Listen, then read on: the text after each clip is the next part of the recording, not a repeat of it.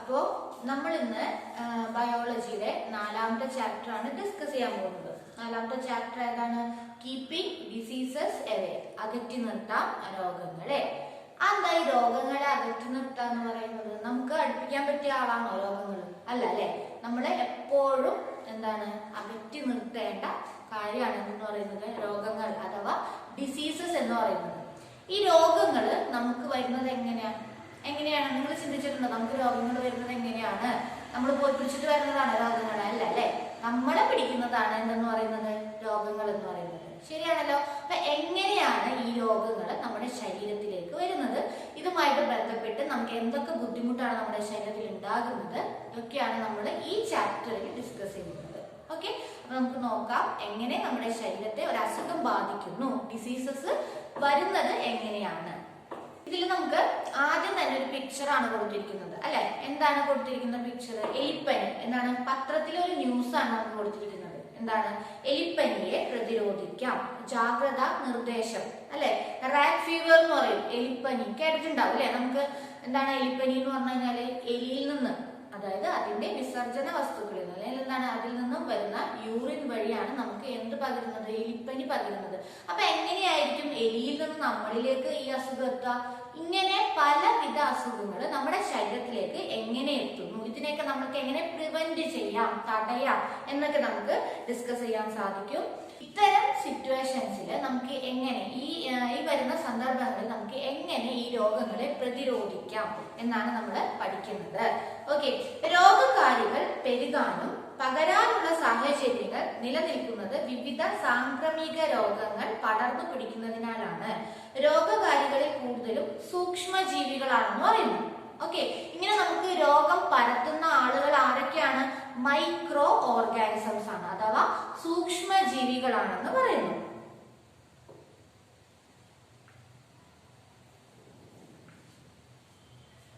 Micro organisms അഥവാ സൂക്ഷ്മജീവികളാണ് ഇത്തരത്തിൽ നമുക്ക് രോഗങ്ങൾ പരത്തുന്നത്. കേട്ടിട്ടുണ്ടോ? മൈക്രോ ഓർഗാനിസംസ് എന്താണെന്ന് 10ാം ക്ലാസ്സിൽ പഠിക്കുന്ന പിള്ളേർക്ക് നമുക്ക് ചോദിക്കേണ്ട കാര്യമില്ല അല്ലെ.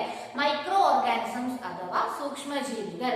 എന്താ മൈക്രോ ഓർഗാനിസം എന്ന് പറഞ്ഞു കഴിഞ്ഞാൽ സിംഗിൾ സെൽ ആയിരിക്കും അല്ലെ, ഏകകോശ ജീവികളാണ്. നമുക്ക് കണ്ണുകൊണ്ട് കാണാൻ സാധിക്കാത്ത ആളുകളാണ് ആരെന്ന് പറയുന്നത്? മൈക്രോ ഓർഗാനിസംസ് എന്ന് പറയുന്നത്. എക്സാമ്പിൾ, നമുക്ക് രോഗം പരത്തുന്ന മൈക്രോ ഓർഗാനിസംസ് എന്തൊക്കെയാണെന്ന് ചിന്തിച്ചു നോക്കിയേ. എന്തൊക്കെയാണ് നമുക്ക് രോഗം പരത്തുന്ന മൈക്രോ ഓർഗാനിസംസ്? ഏതൊക്കെയായിരിക്കും? നമുക്കിവിടെ കൊടുത്തിട്ടുണ്ട്. ബാക്ടീരിയ, ഫംഗസ്, വൈറസ്, പ്രോട്ടോസോവകൾ. ഇതൊക്കെയാണ് നമുക്ക് എന്ത് പരത്തുന്നത്? രോഗം പരത്തുന്ന സൂക്ഷ്മജീവികൾ. കേട്ടിട്ടുണ്ടാവും അല്ലെ. എന്തൊക്കെയാണ്? ബാക്ടീരിയ, ഫംഗസ്, വൈറസ്, പ്രോട്ടോസോവ മുതലായ മൈക്രോ ഓർഗാനിസംസ് അഥവാ സൂക്ഷ്മജീവികളാണ് നമുക്ക് രോഗം പരത്തുന്നത്. ഓക്കെ, നോക്കിയേ. അപ്പൊ നമുക്ക് തന്നിരിക്കുന്ന പിക്ചറിൽ നമുക്ക് എങ്ങനെയാണ് രോഗങ്ങൾ വരുന്നത്, ഏതൊക്കെ വഴികളിലൂടെ രോഗങ്ങൾ നമ്മുടെ ശരീരത്തിലേക്ക് എത്താം എന്നാണ് കാണിച്ചിരിക്കുന്നത്. അതിനകത്ത് ഫസ്റ്റ് വൺ പറയുന്നത് ബൈ കോണ്ടാക്ട്. കണ്ടോ? എന്താണ് വരുന്നത്? By contact. എന്താണ്? ഒരാളുമായിട്ടുള്ള സമ്പർക്കം മൂലം നമുക്ക് രോഗം വരാം. രണ്ടാമത് പറയുന്നത് കണ്ടാമിനേറ്റഡ് ഫുഡ് ആൻഡ് വാട്ടർ. മലിനമായ ജലം, ഭക്ഷണം അല്ലെ, അഴുകിയ ഭക്ഷണം, ഇതിൽ നിന്നൊക്കെ നമുക്ക് എന്ത് വരാം? അസുഖങ്ങൾ വരാം. Unsterilised equipments. സ്റ്റെറിലൈസ് ചെയ്യാത്ത, രോഗമുക്തമാക്കാത്ത ഉപകരണങ്ങൾ നമ്മൾ ഉപയോഗിക്കുന്നത് കൊണ്ടും നമുക്ക് എന്ത് വരാം? സിറിഞ്ച് പോലുള്ള അല്ലെങ്കിൽ എന്താണ് നീഡിൽ, എന്തും ആവാം. ഹോസ്പിറ്റലുകളിൽ ഉപയോഗിക്കുന്ന എന്തുമാണെങ്കിലും സ്റ്റെറിലൈസ് ചെയ്യാത്തതാണ് നമ്മൾ ഉപയോഗിക്കുന്നതെങ്കിൽ അതുവഴിയും നമുക്ക് രോഗം പകരും എന്നാണ് പറയുന്നത്. പിന്നെ എന്താണ്? കഫ്, സ്നീസിങ് അല്ലെ, തുമ്മല്, ചുമ, ഇതുകൊണ്ട് നമുക്ക് അസുഖം വരാം. വെക്ടേഴ്സ് വഴി അസുഖം വരാം. ക്ലോത്ത് വഴി അസുഖം വരാം. എന്താ വെക്ടേഴ്സ് എന്ന് പറയുന്നത്? വെക്ടേഴ്സ് എന്ന് പറഞ്ഞു കഴിഞ്ഞാൽ നമുക്ക് രോഗം കൊണ്ടുതരുന്ന ആളുകളാണ് വെക്ടേഴ്സ്. ആരൊക്കെയാണ് നമുക്ക് രോഗം കൊണ്ടുതരുന്നത്? നമ്മുടെ അച്ഛനും അമ്മയാണോ? അല്ല. ആരാണ്? ഇവിടെ കൊടുത്തിട്ടുണ്ട് അല്ലെ. പട്ടിനെ കൊടുത്തിട്ടുണ്ട്, കൊതുകിനെ കൊടുത്തിട്ടുണ്ട്. ഇത് രണ്ടും എന്താണ്? വെക്ടർ ആണ്.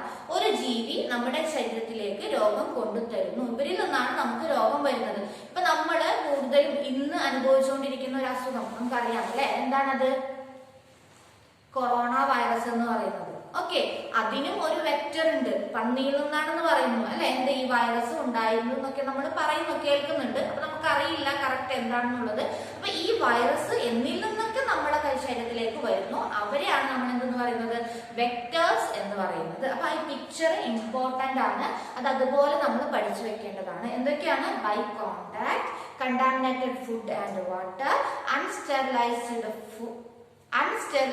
equipments, cough, sneezing, vectors and cloth. മറ്റുള്ളവരുടെ വസ്ത്രത്തിൽ നിന്ന് നമുക്ക് എന്താണ്, മറ്റുള്ളവരുടെ വസ്ത്രത്തിൽ നിന്നും നമുക്ക് അസുഖം പകരാൻ സാധ്യതയുണ്ട്. അപ്പൊ ഇത്തരം വഴികളിലൂടെയാണ് നമുക്ക് അസുഖങ്ങൾ മെയിൻ ആയിട്ട് നമ്മുടെ ശരീരത്തിലേക്ക് എത്തുന്നത് എന്നാണ് പറയുന്നത്. ഓക്കെ, അപ്പോ അടുത്തത് നമ്മൾ ഡിസ്കസ് ചെയ്യുന്നത് ഓരോ വെക്ടേഴ്സിനെ നമ്മൾ പഠിച്ചു. എന്തൊക്കെയാണെന്ന് പഠിച്ചു? ഓരോ മൈക്രോ ഓർഗാനിസംസ് നമ്മൾ മനസ്സിലാക്കി. ബാക്ടീരിയ, വൈറസ്, ഫംഗസ്, പ്രോട്ടോസോവ ഇവയാണ് നമ്മുടെ ശരീരത്തിലെ അസുഖം പരത്തുന്ന ആളുകൾ. അപ്പൊ അതിൽ ഫസ്റ്റത്തെ ആളെ കുറിച്ചിട്ടാണ് നമ്മൾ പഠിക്കാൻ പോകുന്നത്, ബാക്ടീരിയ. ബാക്ടീരിയൽ ഡിസീസസ് ആണ്. ബാക്ടീരിയ പരത്തുന്ന രോഗങ്ങൾ ഏതെല്ലാമാണ്, ഇതിന് എന്തൊക്കെ കാരണങ്ങൾ വരുന്നു, ഇതിന് എന്തൊക്കെയാണ് നമുക്ക് വരുന്ന സിംറ്റംസ് അല്ലെ, രോഗകാരികൾ അല്ലെങ്കിൽ എന്താണ് അതിന് വരുന്ന ലക്ഷണങ്ങൾ എന്തൊക്കെയാണെന്ന് നമുക്ക് ഡിസ്കസ് ചെയ്യാം. ഫസ്റ്റ് വൺ എന്താണ്, ബാക്ടീരിയൽ ഡിസീസസ് ആണ് നമ്മൾ ഡിസ്കസ് ചെയ്യാൻ പോകുന്നത്. ബാക്ടീരിയ പരത്തുന്ന രോഗങ്ങൾ. ബാക്ടീരിയ പരത്തുന്ന രോഗങ്ങൾ പ്രധാനമായും ഫസ്റ്റ് വൺ റാറ്റ് ഫീവർ. എന്താണ് റാറ്റ് ഫീവർ അഥവാ എലിപ്പനി, ഡിഫ്തീരിയ, ട്യൂബർകുലോസിസ്. ഈ ചാപ്റ്ററിൽ നമുക്ക് പഠിക്കാനുള്ള 3 ഡിസീസസ് ആണ്, ബാക്ടീരിയൽ ഡിസീസസ് ആണ്. Rat fever, diphtheria, tuberculosis. ഏതൊക്കെയാ? എലിപ്പനി, ഡിഫ്തീരിയ, ക്ഷയം. ട്യൂബർകുലോസിസ് എന്ന് പറഞ്ഞു കഴിഞ്ഞാൽ ക്ഷയം എന്നാണ് പറയുന്നത്. ഓക്കെ, അപ്പൊ ഈ 3 രോഗങ്ങളും എന്താണ്, ബാക്ടീരിയ പരത്തുന്ന രോഗങ്ങളാണ്. മാറിപ്പോകരുത് കേട്ടോ. Bacterial diseases, rat fever, diphtheria, tuberculosis. എലിപ്പനി, ഡിഫ്തീരിയ, ക്ഷയം. അതില് first one rat fever. Rat fever, എലിപ്പനി. എലിപ്പനിയുടെ പ്രത്യേകത എങ്ങനെയാണ് നമുക്ക് വരുന്നത്? എലിപ്പനി ഒരു ബാക്ടീരിയൽ ഡിസീസസ് ആണെന്ന് നമ്മൾ പറഞ്ഞു അല്ലെ. അതുപോലെ തന്നെ ബാക്ടീരിയ ഈസ് എ പ്രോകാരിയോട്ട്. എന്താ പ്രോകാരിയോട്ട് എന്ന് പറഞ്ഞു കഴിഞ്ഞാൽ? പ്രോകാരിയോട്ട് എന്ന് പറഞ്ഞു കഴിഞ്ഞാൽ ലാക്ക് ഓഫ് ന്യൂക്ലിയസ്, ന്യൂക്ലിയസ് ഇല്ലാത്ത സൂക്ഷ്മജീവി, മൈക്രോ ഓർഗാനിസം ആണ് ആരെന്ന് പറയുന്നത്? ബാക്ടീരിയ എന്ന് പറയുന്നത്. They enter the body and multiply through binary fission. ഇത് നമ്മുടെ ശരീരത്തിലേക്ക് കടന്നു കഴിഞ്ഞാൽ ബൈനറി ഫിഷൻ വഴിയാണ് മൾട്ടിപ്ലൈ ചെയ്യുന്നത്, പെരുകുന്നത്. എന്താ ബൈനറി ഫിഷൻ എന്ന് പറഞ്ഞു കഴിഞ്ഞാൽ? നേരെ പകുതിയാവാം. ബാക്ടീരിയ നേരെ പകുതിയായി 2 ബാക്ടീരിയ, ന്യൂക്ലിയസിന്റെ എന്താണ് ന്യൂക്ലിയസ് ഡിവൈഡ് ചെയ്യുന്നത് നമ്മൾ പഠിച്ചിട്ടുണ്ട്, 8ാം ക്ലാസ്സിൽ പഠിച്ചിട്ടുണ്ട് അല്ലെ. മിയോസിസും മൈറ്റോസിസും ഒക്കെ പഠിച്ചിട്ടില്ലേ, ഡിവിഷൻ നടക്കുന്നത്. അതുപോലെ ബാക്ടീരിയ ഡിവൈഡ് ചെയ്ത് അവരുടെ എണ്ണം പെരുപ്പിക്കുന്നു. നമ്മുടെ ശരീരത്തിൽ ഒരു ബാക്ടീരിയ ആയിരിക്കും കയറിയിരിക്കുക, അല്ലെങ്കിൽ 2, 3, 4 ബാക്ടീരിയ ആണ് കയറിയതെങ്കിൽ അത് പെട്ടെന്ന് മൾട്ടിപ്ലൈ ചെയ്യുന്നു. എങ്ങനെയാണ് മൾട്ടിപ്ലൈ ചെയ്യുന്നത്? Through binary fission. Binary fission വഴിയാണ് ഇത് മൾട്ടിപ്ലൈ ചെയ്യുന്നത് അഥവാ പെരുകുന്നത്. The toxins produced by them destroy cells and cause diseases. കണ്ടോ? അപ്പൊ എന്താണ്, ഈ ബാക്ടീരിയ ശരീരത്തിൽ കയറി കഴിഞ്ഞാൽ വെറുതെ ഇരിക്കല്ല ചെയ്യുന്നത്. എന്താ ചെയ്യുക? അതിനകത്ത് നിന്നും ടോക്സിൻസ്, ഒരു വിഷവസ്തു പ്രൊഡ്യൂസ് ചെയ്ത് നിർമ്മിച്ച് നമ്മുടെ ശരീരത്തെ ബാധിക്കുകയാണ്. ഓരോ കോശങ്ങളെയുമാണ് ഇത് ബാധിക്കുന്നത്. ഓക്കെ, നെക്സ്റ്റ് നമ്മൾ കാണുന്നത് ബാക്ടീരിയ പരത്തുന്ന റാറ്റ് ഫീവർ കൊണ്ടുവരുന്ന ആ ഒരു ബാക്ടീരിയയുടെ പിക്ചർ ആണ് കാണുന്നത്. ലെപ്റ്റോസ്പൈറ. എന്താണ് പേര്? ലെപ്റ്റോസ്പൈറ. ലെപ്റ്റോസ്പൈറ എന്ന് പറയുന്ന ബാക്ടീരിയ ആണ് നമുക്ക് എന്ത് കൊണ്ടുവരുന്നത്? റാറ്റ് ഫീവർ പരത്തുന്നത്. അതിന്റെ പിക്ചർ നിങ്ങൾ എല്ലാവരും കണ്ടില്ലേ? ഓക്കെ, അപ്പോ എലിപ്പനിക്ക് കാരണമായ ബാക്ടീരിയയുടെ പേര് എന്ന് ചോദിച്ചു കഴിഞ്ഞാൽ എന്ത് പറയണം? ലെപ്റ്റോസ്പൈറ. അപ്പൊ ഈ ചാപ്റ്ററിലെ ഏറ്റവും ഇമ്പോർട്ടന്റ് ആയിട്ടുള്ള കാര്യം എന്ന് പറയുന്നത് ഓരോ ഡിസീസസും അതിന് പരത്തുന്ന ആളുകളുടെ പേരും. ബാക്ടീരിയ ആണെങ്കിൽ ബാക്ടീരിയയുടെ പേര്, വൈറസ് ആണെങ്കിൽ വൈറസിന്റെ പേര്, എന്താണോ ഈ രോഗം നമുക്ക് തരുന്നത് ആ പേര് നമ്മൾ ഡെഫിനറ്റ് ആയിട്ട് പഠിച്ചിരിക്കുക, നിർബന്ധമായിട്ടും പഠിച്ചിരിക്കണം. ഓക്കെ, എലികളുടെയും നായ്ക്കളുടെയും മറ്റു ചില മൃഗങ്ങളുടെയും മൂത്രത്തിലൂടെ പുറത്തേക്കെത്തുന്ന ബാക്ടീരിയ കെട്ടിക്കിടക്കുന്ന വെള്ളത്തിലും ഈർപ്പത്തിലും നിലനിൽക്കുന്നു. നമ്മളോട് പറയാറുണ്ട്, വീട്ടിൽ അമ്മ അച്ഛനൊക്കെ നമ്മളോട് പറയാറുണ്ട് അല്ലെ, എന്താണ്, നമ്മൾ റോട്ടിൽ കൂടെ പോകുമ്പോൾ കെട്ടിക്കിടക്കുന്ന വെള്ളത്തിൽ ചവിട്ടരുത്. എന്തുകൊണ്ട് അങ്ങനെ പറയുന്നതിന് കാരണം മനസ്സിലായാലും എന്തായിരിക്കും?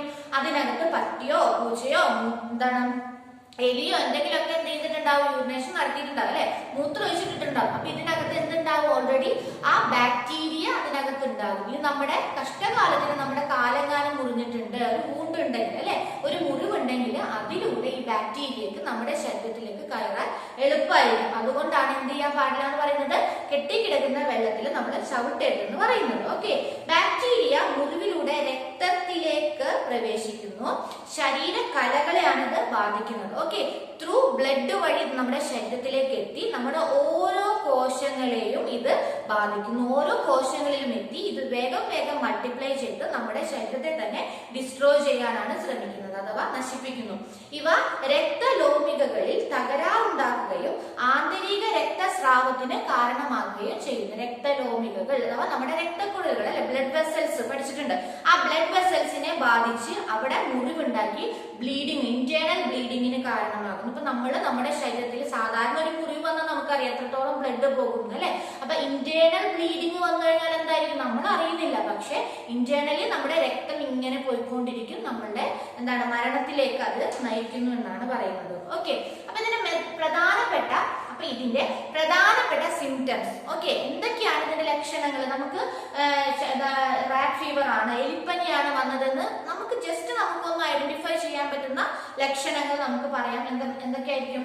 ശക്തമായിട്ടുള്ള പനിയായിരിക്കും. ഓക്കെ, കഠിനമായ പനിയായിരിക്കും, ഹൈ ഫീവർ ആയിരിക്കും, തലവേദന, നല്ല തലവേദന ഉണ്ടാവും, കണ്ണിന് ചുവപ്പ് വരും, റെഡ്നെസ് ഇൻ ഐസ്, പേശിവേദന, മസിൽസ് പെയിൻ. ഓക്കെ, നമ്മുടെ ശരീരം മൊത്തം വേദന ഉണ്ടാവും, നല്ല പനിയായിരിക്കും, കണ്ണ് ചുവന്നിരിക്കും, നല്ല തലവേദന. ഇതൊക്കെയാണ് എന്തിന്റെ ലക്ഷണങ്ങൾ വരുന്നത്? റാറ്റ് ഫീവറിന്റെ ലക്ഷണങ്ങൾ വരുന്നത്. ഓക്കെ ആണല്ലോ. അപ്പൊ നമ്മൾ എന്താ പഠിച്ചത്? ഏത് ഡിസീസ് ആണ് ഇപ്പൊ ഡിസ്കസ് ചെയ്തുകൊണ്ടിരിക്കുന്നത്? Bacterial disease. First one rat fever ആണ് ഡിസ്കസ് ചെയ്തുകൊണ്ടിരിക്കുന്നത്. റാറ്റ് ഫീവറിന്റെ ബാക്ടീരിയ പേരെന്താ പറഞ്ഞത്? ലെപ്റ്റോസ്പൈറ. അതിന്റെ ലക്ഷണങ്ങൾ എന്തൊക്കെയാ പറഞ്ഞത്? Fever, headache, muscle pain and redness in I അല്ലെ. പനി ഉണ്ടാകും, തലവേദന ഉണ്ടാകും, കണ്ണ് ചുവന്നിട്ടുണ്ടാകും, നമ്മുടെ പേശികളിൽ വേദന. ഇതൊക്കെയാണ് ഇതിന്റെ പ്രധാനപ്പെട്ട സിംറ്റംസ് എന്ന് പറയുന്നത്. ഓക്കെ, അതുപോലെ ഇത് നമുക്ക് തുടക്കത്തിൽ തന്നെ കണ്ടുപിടിക്കുകയാണെങ്കിൽ ഈ അസുഖം നമുക്ക് വേഗം മാറ്റിയെടുക്കാൻ പറ്റും. കൂടുതലായാലാണ് എന്തിലേക്ക് കാരണമാകുന്നത്? മരണത്തിലേക്ക് വരെ കാരണമാകുന്നത്. അപ്പൊ നമ്മൾ ആദ്യം ഡിസ്കസ് ചെയ്തത് മറന്നു പോകരുത്, റാറ്റ് ഫീവർ ആണ്, എലിപ്പനിയാണ്. എന്തൊക്കെ എലിപ്പനിയെ കുറിച്ച് പഠിച്ചത്? എലിപ്പനി എന്താണ്? ഒരു ബാക്ടീരിയൽ ഡിസീസസ് ആണെന്ന് പറഞ്ഞു. എലിപ്പനി പരത്തുന്ന ബാക്ടീരിയയുടെ പേരെന്താ പറഞ്ഞത്? ലെപ്റ്റോസ്പൈറ എന്ന് പറയുന്ന ബാക്ടീരിയ ആണ് എലിപ്പനി പരത്തുന്നതെന്ന് പറഞ്ഞു. പിന്നെ ഇതിന്റെ പ്രധാനപ്പെട്ട സിംറ്റംസും പറഞ്ഞു. എന്തൊക്കെയാ സിംറ്റംസ് പറഞ്ഞത്? Fever, headache, muscle pain and redness in eye. പിന്നെന്താ പറഞ്ഞത്? ഇതെങ്ങനെയാ പരക്കുന്നതെന്ന് പറഞ്ഞു? യൂറിൻ വഴിയാണ് അല്ലെ. എന്തിന്റെയൊക്കെ യൂറിൻ വഴിയാണ്? റാറ്റ്, ഡോഗ് ആൻഡ് അതർ ആനിമൽസിന്റെ യൂറിൻ വഴിയാണ് ഈ ബാക്ടീരിയ നമ്മുടെ ശരീരത്തിലെ ബ്ലഡ് സെൽസിനെയാണ് അല്ലെങ്കിൽ എന്താണ് ബ്ലഡ് വെസൽസിനെ നമ്മളെ അറ്റാക്ക് ചെയ്ത് അതിനകത്ത് ബ്ലീഡിങ് ഉണ്ടാക്കിയാണ് നമ്മളെ മരണത്തിലേക്ക് നയിക്കുന്നത് എന്ന് നമ്മൾ പഠിച്ചു. ഓക്കെ ആണല്ലോ. റാറ്റ് ഫീവർ എല്ലാവർക്കും മനസ്സിലായില്ലേ? നെക്സ്റ്റ് ഡിസീസസ് നമ്മൾ ഡിസ്കസ് ചെയ്യാൻ പോകുന്നത് ഡിഫ്തീരിയ. 3 എണ്ണാണെന്ന് പറഞ്ഞു അല്ലെ. Rat fever, diphtheria, tuberculosis. ഇതിൽ റാറ്റ് ഫീവർ ഇപ്പൊ നമ്മൾ ഡിസ്കസ് ചെയ്ത് കഴിഞ്ഞു. നെക്സ്റ്റ് നമ്മൾ പഠിക്കാൻ പോകുന്നത് ഡിഫ്തീരിയ. എന്താണ് ഡിഫ്തീരിയ? കേട്ടിട്ടുണ്ടോ? ഡിഫ്തീരിയ എന്താണ്? അപ്പൊ നമ്മൾ പഠിക്കാൻ പോവാണ് കേട്ടോ. എന്താണ്? ഇതെങ്ങനെയാണ് നമ്മുടെ ശരീരത്തിലേക്ക് പരക്കുന്നത്? എങ്ങനെയാണ്? സ്നീസിങ്, കഫിങ് directly from infected person to another person. എന്താണ്? ഒരാള് ചുമക്കുന്നത് കൊണ്ടോ തുമ്മുന്നത് കൊണ്ടോ അല്ലെങ്കിൽ ആ രോഗകാരിയായിട്ടുള്ള അല്ലെങ്കിൽ രോഗമുള്ള ആളുകളുമായി നമ്മൾ സമ്പർക്കത്തിൽ ഏർപ്പെടുന്നത് കൊണ്ടോ നമുക്ക് ഈ രോഗം നമ്മുടെ ശരീരത്തിലേക്ക് വാങ്ങിക്കാം, പകരും എന്നാണ് പറയുന്നത് അല്ലെ. ഇപ്പൊ കൊറോണ വന്നു, നമ്മൾ എന്ത് വെക്കുന്നു? മാസ്ക് വെക്കുന്നു. എന്തുകൊണ്ടാണ്? ആ മാസ്ക് വെച്ചില്ല എങ്കിൽ അവർ തുമ്മുമ്പോഴോ ചുമയ്ക്കുമ്പോഴോ അവരറിയാതെ തന്നെ എന്ത് പരക്കാണ് അന്തരീക്ഷത്തിലേക്ക്? ഈ വൈറസ് ആണ് പരക്കുന്നത് അല്ലെ. അപ്പൊ അത് തടയാനാണ് നമ്മൾ മാസ്ക് വെക്കുന്നത്. അതുപോലെ തന്നെ ഡിഫ്തീരിയയും പകരുന്നത് ഇത്തരത്തിലുള്ള മാർഗങ്ങളിലൂടെയാണ്. തുമ്മുക, ചുമക്കുക, മറ്റുള്ളൊരു രോഗകാരിയുമായിട്ടുള്ള അല്ലെങ്കിൽ രോഗമുള്ള ആളുമായിട്ട് സമ്പർക്കത്തിൽ ഏർപ്പെടുക, ഇതിലൂടെയൊക്കെ നമുക്ക് എന്ത് വരുന്നു? ഡിഫ്തീരിയ എന്ന് പറയുന്ന ബാക്ടീരിയൽ ഡിസീസസ് ഇൻഫെക്റ്റഡ് ആവാണ്. നോക്കിയേ, നെക്സ്റ്റ് നമ്മൾ അതിന്റെ പിക്ചർ കണ്ടോ? പിക്ചറാണ്. എവിടെയാണ് ഡിഫ്തീരിയ ബാധിക്കുന്നത്? നമ്മുടെ തൊണ്ടയിലാണ് കാണിച്ചിരിക്കുന്നത് അല്ലെ. ഒരാളുടെ തൊണ്ടയിൽ ഒരു വൈറ്റ് കളറിലായിട്ട് കാണിച്ചിട്ടുണ്ട്, ശരിയല്ലേ? ഇതാ ഇവിടെ തൊണ്ടയിൽ ഒരു വൈറ്റ് കളറിൽ കാണിച്ചിട്ടുണ്ട്. അതാണ് ഡിഫ്തീരിയയുടെ. നമ്മൾ നല്ല തൊണ്ടവേദനയൊക്കെ എടുത്ത് നമ്മുടെ ചില സമയത്ത് നോക്കുമ്പോൾ കാണാം ഉള്ളിൽ ഇങ്ങനെ പൂപ്പൽ പിടിച്ച പോലെ ഉണ്ടാകും. അതാണ് എന്തെന്ന് പറയുന്നത് ഡിഫ്തീരിയ. അല്ലെങ്കിൽ ആ രോഗം ആകാം, എങ്ങനെ വേണമെങ്കിലും ആവാം. അപ്പൊ ഡിഫ്തീരിയയുടെ ലക്ഷണം എന്ന് പറയുന്നത് തൊണ്ടേനെയാണ് ബാധിക്കുന്നത്, അതിനകത്ത് പൂപ്പൽ വന്ന പോലെ വരുന്നു. ഓക്കെ. ഇനി പ്രധാനമായിട്ടും ഡിഫ്തീരിയ എഫക്ട് ചെയ്യുന്നത് നമ്മുടെ മ്യൂക്കസ് മെംബ്രെയിനാണ്. തൊണ്ടേനെയാണെന്ന് പറഞ്ഞാൽ അല്ലെ, അതിനകത്ത് മ്യൂക്കസ് മെംബ്രെയിനാണ് എഫക്ട് ചെയ്യുന്നത് of the nose and the throat. തൊണ്ടയുടെ മ്യൂക്കസ് മെംബ്രെയിൻ എന്ന് പറഞ്ഞാൽ എന്താണ്? ആ പുറമേ കാണുന്ന മെംബ്രെയിൻ ഉണ്ടല്ലോ, അതിനകത്തായിരിക്കും കൂടുതലായിട്ട് എഫക്ട് ചെയ്യുന്നത്. കൊറിനി ബാക്ടീരിയം ഡിഫ്തീരിയ എന്ന് പറയുന്ന ബാക്ടീരിയ ആണ് ഇതിന് അഫക്റ്റഡ് ആയിട്ടുള്ളത്. എന്താണ്? നമ്മുടെ കൊറിനി ബാക്ടീരിയം ഡിഫ്തീരിയ. അപ്പൊ ആ പേരിൽ തന്നെ ഉണ്ട്. കൊറിനി ബാക്ടീരിയം വിട്ട് ഡിഫ്തീരിയ വന്നു കഴിഞ്ഞാൽ അറിയാം ഡിഫ്തീരിയയുടെ ബാക്ടീരിയയുടെ പേരെന്താണ്? കൊറിനി ബാക്ടീരിയം ഡിഫ്തീരിയ. ഓക്കെ. അപ്പൊ ഓരോ ബാക്ടീരിയയുടെ ആണെങ്കിലും വൈറസിന്റെ ആണെങ്കിലും പേര് ഇമ്പോർട്ടന്റ് ആണ്, അത് നമ്മൾ പഠിച്ചിരിക്കണം. ഓക്കെ ആണല്ലോ. Corynebacterium diphtheria is the pathogen. അതാണ് നമുക്ക് രോഗം വരുത്തുന്ന bacteria. The toxins produced by the bacteria cause fever. കണ്ടോ? ഈ ബാക്ടീരിയ നമ്മുടെ ശരീരത്തിൽ കയറി കഴിഞ്ഞാൽ എന്ത് വരുന്നു? പെട്ടെന്ന് നമുക്ക് പനി വരുന്നു, ത്രോട്ട് പെയിൻ തൊണ്ടവേദന വരുന്നു, and inflammation in the lymph glands of the throat. പിന്നെ എന്താ ചെയ്യുന്നത്? നമ്മുടെ തൊണ്ടയുടെ ലിംഫ് ഗ്ലാൻഡുകൾ ഉണ്ട് അല്ലെ, ലിംഫ് വാഹി പഠിച്ചിട്ടുണ്ടാവും, ബ്ലഡിലൂടെ കാണപ്പെടുന്ന അല്ലെങ്കിൽ എന്താണ് ബ്ലഡിൽ തന്നെ കാണപ്പെടുന്നതാണ് ലിംഫ് ഉണ്ട്. ബ്ലഡ് വെസൽ പോലെ തന്നെ ലിംഫ് വെസൽസ് ശരീരത്തിലുണ്ട്. അതിനെ വീർക്കുന്നു എന്നാണ് പറയുന്നത്. അപ്പൊ തൊണ്ടവേദന ഉണ്ടാകും, പനി വരുന്നു. ഇത് എന്തുകൊണ്ടാണ്? ഈ കൊറിനി ബാക്ടീരിയം ഡിഫ്തീരിയ എന്ന് പറയുന്ന ബാക്ടീരിയ നമ്മുടെ ശരീരത്തിൽ കയറി കഴിഞ്ഞാൽ അത് അഫക്ട് ചെയ്യുന്നത് നമ്മുടെ തൊണ്ടേനെയാണ്. തൊണ്ടേനെ അഫക്ട് ചെയ്യുന്നതോടൊപ്പം തന്നെ നല്ല പനി ഉണ്ടായിരിക്കും. അതോടൊപ്പം ലിംഫ് വെസൽസിനെ അത് എൻലാർജ് ചെയ്യിക്കുന്നു, വലുതാക്കുന്നു എന്നാണ് പറയുന്നത്.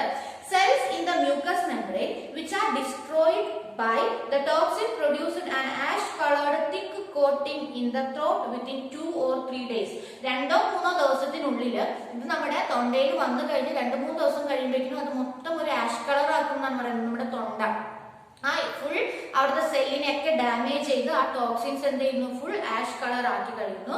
Gradually brain, heart and kidneys are affected. അങ്ങനെ പതിയെ ഇപ്പൊ നമ്മൾ ശ്രദ്ധിച്ചില്ല, തൊണ്ടവേദനയാണ്, ജസ്റ്റ് ഒരു തൊണ്ടവേദനയാണെന്ന് പറഞ്ഞാൽ നമ്മളത് വിട്ടു കഴിഞ്ഞാൽ അത് പിന്നീട് എന്ത് ചെയ്യുന്നു? പിന്നെ നമ്മുടെ തലേനെയും ഹാർട്ടിനെയും കിഡ്നിയെയും ഒക്കെ ബാധിക്കുമെന്നാണ് പറയുന്നത്.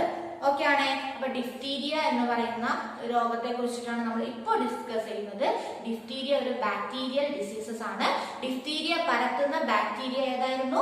കൊറിനി bacterium diphtheria. Okay. Corynebacterium diphtheria എന്ന് പറയുന്ന ബാക്ടീരിയ ആണ് ഇത് പരത്തുന്നത്. ഇതിന്റെ മെയിൻ സിംറ്റംസ് എന്ന് പറയുന്നത് ഫീവർ ആണ്. പിന്നെന്താണ്? നമ്മുടെ ത്രോട്ടിന്റെ മെംബ്രെയിൻ അല്ലെ, ത്രോട്ട് മെംബ്രെയിനെ അഫക്ട് ചെയ്യുന്നു. പിന്നെന്താണ്? ലിംഫ് വെസൽസിനെ എൻലാർജ് ചെയ്യുന്നു. നമ്മൾ സിവിയർ ആയി കഴിഞ്ഞാൽ ബ്രെയിനിനെയും ഹാർട്ടിനെയും കിഡ്നിനെ വരെ അതിനെ ഡിഫക്ട് ചെയ്യുന്നു എന്നാണ് പറയുന്നത്. Antitoxins which act against the toxins are used to protect the uninfected cells. എന്താണ്? ഇതിനെ പ്രൊട്ടക്ട് ചെയ്യാൻ വേണ്ടി നമുക്ക് ആന്റി ഓക്സിഡൻസ് അല്ലെങ്കിൽ ആന്റി ടോക്സിൻസ് ഉപയോഗിക്കാം എന്ന് പറയുന്നു. But if the disease become severe the patient cannot be recovered through medication, so vaccination is the best prevention method. കണ്ടോ? എന്താണ്? ഇത് മൂർച്ഛിച്ചു കഴിഞ്ഞാൽ അല്ലെ, കൂടുതലായി കഴിഞ്ഞാൽ നമുക്ക് ഒന്നും ചെയ്യാൻ പറ്റില്ല എന്നാണ് പറയുന്നത്. അപ്പൊ എന്താണ് അതിന്റെ ഏറ്റവും നല്ല ഉപാധി എന്ന് പറയുന്നത്? വാക്സിനേഷൻ ആണ്. അപ്പൊ വാക്സിനേഷൻ ഏറ്റവും ഇമ്പോർട്ടന്റ് ആണ്. നമുക്ക് ഇന്നത്തെ കുട്ടികൾക്ക് മനസ്സിലാകുന്നത് എങ്ങനെയാണ്? കൊറോണയ്ക്ക് നമ്മൾ വാക്സിനേഷൻ എടുക്കാൻ പോയിട്ടുണ്ട് അല്ലെ, നമ്മുടെ വീട്ടിൽ നിന്ന് എല്ലാവരും പോയിട്ടുണ്ടാകും. അവരൊക്കെ എടുക്കാൻ കാരണം എന്താണ്? ഇത് വരാൻ വേണ്ടിയിട്ടല്ല നമ്മൾ അത് ചെയ്യുന്നത്. അതോ വന്നു കഴിഞ്ഞിട്ട് എടുത്താലും ഇനി വരാതിരിക്കാനല്ല, വന്നു കഴിഞ്ഞാൽ അത് സിവിയർ ആവാതിരിക്കാനാണ്, മരണത്തിലേക്ക് നമ്മളെ നയിക്കാതിരിക്കാനാണ് നമ്മൾ എന്തെടുക്കുന്നത്? ആ വാക്സിൻ എടുക്കുന്നത്. അപ്പൊ രോഗം വരുന്നത് നോക്കിയിരിക്കുന്നതിനേൽ നല്ലത് നമ്മൾ എന്ത് ചെയ്യുക? വാക്സിൻ എടുത്ത് സുരക്ഷിതമായിട്ട് ഇരിക്കാനാണ് ഈ ചാപ്റ്റർ കൊണ്ട് നമുക്ക് മനസ്സിലാക്കി തരുന്നത്. ഓക്കെ ആണ്. അപ്പൊ ഡിഫ്തീരിയ രണ്ടാമത്തെ ബാക്ടീരിയൽ ഡിസീസസിനെ കുറിച്ച് നമ്മൾ ഡിസ്കസ് ചെയ്ത് കഴിഞ്ഞു. മനസ്സിലായെന്ന് വിചാരിക്കാണ്. ഓക്കെ ആണല്ലോ. നെക്സ്റ്റ് നമ്മൾ ഡിസ്കസ് ചെയ്യാൻ പോകുന്നത് ക്ഷയം, ട്യൂബർകുലോസിസ് എന്ന് പറയുന്ന രോഗത്തെ കുറിച്ചിട്ടാണ്. കേട്ടിട്ടുണ്ടോ? ഇത് റെയർ ആണ്, ഇന്നത്തെ കാലത്ത് കുറവാണ്. കാരണം ഇത് ഓൾറെഡി വാക്സിനേഷൻ എടുത്ത് നമ്മുടെ രോഗത്തെ താഴ്ത്തി വെച്ചിരിക്കുകയാണ്. ഈ രോഗം പെട്ടെന്ന് ആർക്കും വരില്ല, വന്നു കഴിഞ്ഞാലും ബുദ്ധിമുട്ടില്ല. കാരണം എന്താണ്? ഓൾറെഡി എല്ലാവരും ഇതിനെതിരെ വാക്സിനേഷൻ എടുത്തിട്ടുണ്ട്. അതുകൊണ്ട് തന്നെ ഇതെന്താവില്ല? സിവിയർ ആവില്ല എന്നാണ് പറയുന്നത്. വന്നാൽ ട്രീറ്റ്മെന്റ് എടുത്തു കഴിഞ്ഞാൽ അത് മാറിപ്പോകും. ഫസ്റ്റ് സെന്റൻസ് തന്നെ കൊടുത്തിട്ടുണ്ട്. It is A dreadful diseases earlier. ആദ്യ കാലത്ത് ഇത് മരണത്തിലേക്ക് നയിച്ചിരുന്ന അല്ലെങ്കിൽ എന്താണ് എല്ലാവരും പേടിച്ചിരുന്ന ഒരു അസുഖമാണെന്ന് പറയുന്നത് ട്യൂബർകുലോസിസ് എന്ന് പറയുന്നത് അഥവാ ക്ഷയരോഗം എന്ന് പറയുന്നത്. അത് വന്നു കഴിഞ്ഞാൽ മരണം എന്നാണ് പറഞ്ഞിരുന്നത്. ഓക്കെ, ഇപ്പൊ അതില്ല. വന്നു കഴിഞ്ഞാൽ ആരും പേടിക്കേണ്ട, കാരണം എല്ലാവരും വാക്സിനേറ്റഡ് ആണ്. ട്യൂബർകുലോസിന് എതിരെ നമ്മൾ വാക്സിൻ എടുത്തിട്ട് നമ്മൾ അറിയാതെ നമ്മുടെ ശരീരത്തിൽ വാക്സിൻ വന്നിട്ടുണ്ട്. എങ്ങനെയാണ് നമുക്ക് നോക്കാം, ഞാൻ പറഞ്ഞുതരാം കേട്ടോ. ഓക്കെ, എന്താണ് ട്യൂബർകുലോസിസ് പരത്തുന്ന പാത്തജൻ ഏതാണ്? രോഗകാരി ഏതാണ്? Mycobacterium tuberculosis. എന്താണ്? മൈക്കോബാക്ടീരിയം ട്യൂബർകുലോസിസ് എന്ന് പറയുന്ന പാത്തജൻ അഥവാ രോഗകാരിയാണ് നമ്മൾക്ക് ട്യൂബർകുലോസിസ് അല്ലെങ്കിൽ ക്ഷയം എന്ന് പറയുന്ന രോഗത്തിന് കാരണമാകുന്നത്. നമുക്ക് ബോക്സിലാണ് അവിടെ തന്നിരിക്കുന്നത്. കണ്ടല്ലോ നമുക്ക് ടെക്സ്റ്റിൽ നല്ല ക്ലിയർ ആയിട്ടൊരു ബോക്സിൽ തന്നിട്ടുണ്ട്. നെക്സ്റ്റ് വരുന്നത് മേജർ സിംറ്റംസ് എന്തൊക്കെയാണ്, പ്രധാന ലക്ഷണങ്ങൾ എന്തൊക്കെയാണ്? Loss of body weight. പെട്ടെന്ന് വണ്ണമുള്ള ഒരാള് തടി കുറഞ്ഞു പോവാ അല്ലെ, തടി മെലിഞ്ഞു പോവാ. ചിലവർ ചോദിക്കും നീ എന്ത് ഇങ്ങനെ ക്ഷീണിച്ചേക്കെന്ന് ചോദിക്കും. അപ്പോഴേക്കും എന്താണ്? ക്ഷയാണെന്ന് വിചാരിക്കരുത്. നെക്സ്റ്റ് വരുന്നത് ഫാറ്റിഗ്, ക്ഷീണം, എപ്പോഴും തളർച്ചയായിരിക്കും. പിന്നെന്താ? പെർസിസ്റ്റന്റ് കഫ്, എപ്പോഴും ഇങ്ങനെ ചുമ വന്നുകൊണ്ടിരിക്കും. കഫക്കെട്ടുള്ള പോലത്തെ ചുമയായിരിക്കും, കുത്തി കുത്തി ഇങ്ങനെ ചുമച്ചുകൊണ്ടേ നടക്കും. അപ്പൊ ഒരു ലക്ഷണം കണ്ടിട്ട് നമ്മൾ ഈ രോഗാണെന്ന് പറയരുത്. ഇത്തരത്തിലുള്ള ലക്ഷണങ്ങൾ അയാളിൽ ഉണ്ടെങ്കിൽ നമ്മൾ സംശയിക്കേണ്ടിയിരിക്കുന്നു. അപ്പൊ ഫസ്റ്റ് വൺ പാത്തജൻ ഏതാണെന്ന് കണ്ടു. ഏതായിരുന്നു pathogen? Mycobacterium tuberculosis. Major symptom എന്തായിരുന്നു? പ്രധാന ലക്ഷണം എന്ന് പറയുന്നത് ലോസ് ഓഫ് ബോഡി വെയിറ്റ്, ശരീരഭാരം കുറയുക, ഫാറ്റീഗ്, തളർച്ച ഉണ്ടാകുക, പെർസിസ്റ്റന്റ് കഫ് അല്ലെ, എപ്പോഴും എന്ത് ചെയ്യാം? കഫ് ചുമച്ചുകൊണ്ട് നടക്കുക. Transmission of diseases. ഇനി ഇത് എങ്ങനെയാ പരക്കുന്നത്? ഒരാളിൽ നിന്ന് അല്ലെങ്കിൽ എങ്ങനെയാണ് ഒരാളിൽ നിന്ന് മറ്റൊരാളിലേക്ക് പരക്കുന്നത്? When the patient speaks. കണ്ടോ, അയാൾ സംസാരിക്കുമ്പോ, ഈ പേഷ്യന്റ് സംസാരിക്കുമ്പോ കഫ് ഓർ സ്നീസിങ്, ചിലപ്പോൾ ചുമക്കാം, ചിലപ്പോൾ തുമ്മ, എങ്ങനെ വേണമെങ്കിലും അതുവഴി ഇത് നമുക്ക് പകരാം. The pathogen spread into their air and thereby to others. കണ്ടോ, അയാള് ചുമച്ചും തുപ്പിയൊക്കെ വെച്ചിരിക്കുന്ന സ്ഥലത്ത് നമ്മൾ ചെന്ന് നിൽക്കുകയാണെങ്കിൽ അതിന് ചുറ്റും എന്തുണ്ടായിരിക്കും? ആ പാത്തജൻ ഉണ്ടായിരിക്കും. ഓൾറെഡി ആ അറ്റ്മോസ്ഫിയറിൽ എന്തുണ്ടായിരിക്കും? ഈ ബാക്ടീരിയ ഉണ്ടായിരിക്കും. ആ ബാക്ടീരിയ എളുപ്പത്തിൽ നമ്മുടെ ശരീരത്തിലേക്ക് കടക്കുന്നു എന്നാണ് പറയുന്നത്. Next, organs, body parts affected. ഏത് ഓർഗനെയാണ് അല്ലെങ്കിൽ ഏത് ബോഡി പാർട്ടിനെയാണ്, ശരീര അവയവത്തിനെയാണ് ഇത് ബാധിക്കുന്നത്? Tuberculosis mainly affected by the lungs. കണ്ടോ, ശ്വാസകോശത്തെയാണ് ഇത് പ്രധാനമായിട്ടും ബാധിക്കുന്നത്. But kidneys, bones, joints, brains etcetera are also affected by this disease. പിന്നീട് എന്ത് ചെയ്യുന്നു? ബാക്കിയുള്ള അവയവങ്ങളെയും ഇത് ബാധിക്കുന്നു. ഏതിനൊക്കെയാ? കിഡ്നി, ബോൺ, നമ്മുടെ എല്ലുകള്, ജോയിന്റുകള്, ബ്രെയിൻ മുതലായ അവയവങ്ങളെയും ഇത് ബാധിക്കുന്നു. എന്താണ് ഇതിന്റെ treatment? By administering antibiotic. Antibiotic എടുക്കുക എന്നുള്ളത് മാത്രമേ ഉള്ളൂ ഇതിന്റെ ട്രീറ്റ്മെന്റ് വരുന്നത്. വാക്സിനേഷൻ, അതാണ് ഞാൻ പറഞ്ഞത്. ഓൾറെഡി നമ്മൾ എല്ലാവരും ഇതിനെതിരെ വാക്സിനേറ്റഡ് ആണ്. ഏതാണ് ആ വാക്സിൻ എന്ന് പറയാം? BCG is used as preventive vaccine against tuberculosis. BCG എന്ന് പറയും. നമ്മുടെ സാധാരണ ഇപ്പോ നമ്മുടെ കൈമലൂടെ കുത്തിയിട്ടുണ്ട്, അടയാളം ഉണ്ടാവും അല്ലെ, കണ്ടിട്ടുണ്ടല്ലോ എല്ലാവരും ഇവിടെ ഒരു അടയാളം. എന്താ അടയാളം? അതാണ് BCG. നമ്മൾ ജനിച്ച് 3-4 ദിവസത്തിനുള്ളിൽ നമ്മുടെ ശരീരത്തിലാണ് എന്തെടുക്കുന്നത്? ഈ വാക്സിനേഷൻ എടുക്കുന്നത്. അപ്പൊ നമുക്കറിയാം, നമ്മുടെ അമ്മനോടോ അച്ഛനോടോ ഒക്കെ ചോദിച്ചാൽ മനസ്സിലാകും, നിങ്ങൾ ജനിച്ച് പിറ്റത്തെ ദിവസമോ അല്ലെങ്കിൽ പിറ്റേ ദിവസമോ അല്ലെങ്കിൽ അന്ന് തന്നെ എന്തെടുത്തിട്ടുണ്ടാകും? BCG. അപ്പൊ BCG എടുക്കുന്നത് എന്തിനു വേണ്ടിയിട്ടാണ്? ക്ഷയരോഗം, ട്യൂബർകുലോസിസ് വരാതിരിക്കാനാണ്. ഇത് എടുത്തത് കൊണ്ടാണ് നമ്മൾക്ക് ബാധിക്കും, പക്ഷെ എന്ത് ചെയ്യില്ല? മരണത്തിലേക്ക് നയിക്കില്ല എന്ന് പറയുന്നത്. ഏത് ആളെടുത്ത് നോക്കിയാലും ഇവിടെ അടയാളം കാണാം. അതാണ് എന്ന് പറയുന്നത് BCG, വാക്സിനേഷൻ എന്ന് ഉദ്ദേശിക്കുന്നത്. അപ്പൊ എന്തൊക്കെയാണ് നമ്മൾ പഠിച്ചത്? ഫസ്റ്റ് വൺ ട്യൂബർകുലോസിന്റെ രോഗകാരി ആരാണെന്ന് പഠിച്ചു. ആരായിരുന്നു pathogen? Mycobacterium tuberculosis. Major symptoms പഠിച്ചു. എങ്ങനെയാണ് ഈ അസുഖം വരുന്നതെന്ന് പഠിച്ചു.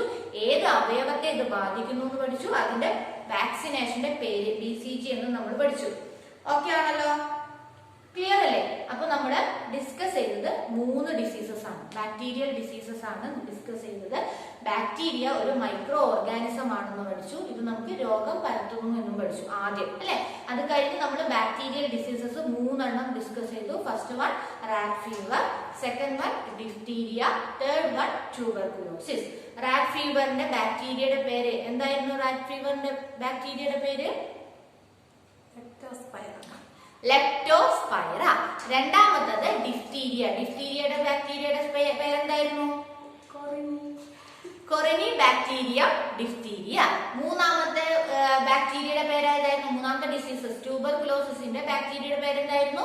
മൈക്കോ ബാക്ടീരിയ ട്യൂബർകുലോസിസ്. അപ്പൊ 3 പേര് നമ്മൾ മറന്നു പോകരുത് മാത്രമല്ല മാറിപ്പോകരുത്. നമുക്ക് മാച്ച് ദ ഫോളോയിങ് ഒക്കെ ഇത് ചോദിക്കാം, അല്ലെങ്കിൽ ഫില്ലിംഗ് ദ ബ്ലാങ്ക്സിലൊക്കെ ചോദിക്കാം. ഒരു ഡിസീസസ് തരുന്നു, ഒരു ബാക്ടീരിയയുടെ പേര് തരുന്നു. നെക്സ്റ്റ് ആ ഡിസീസസ് ആയിരിക്കും ബ്ലാങ്ക്, അല്ലെങ്കിൽ എന്താണ് നമ്മുടെ ബാക്ടീരിയയുടെ പേരായിരിക്കും അവിടെ വിട്ടു കൊടുക്കുക. നമ്മളത് ഐഡന്റിഫൈ ചെയ്ത് എഴുതാനുണ്ടാകും. അപ്പൊ ഇനി പറയുന്ന ക്ലാസ്സുകളിൽ നിന്നാണെങ്കിലും ബാക്ടീരിയയുടെ പേര് എപ്പോഴും ഇമ്പോർട്ടന്റ് ആണ്. അത് മാറിപ്പോവാനും പാടില്ല.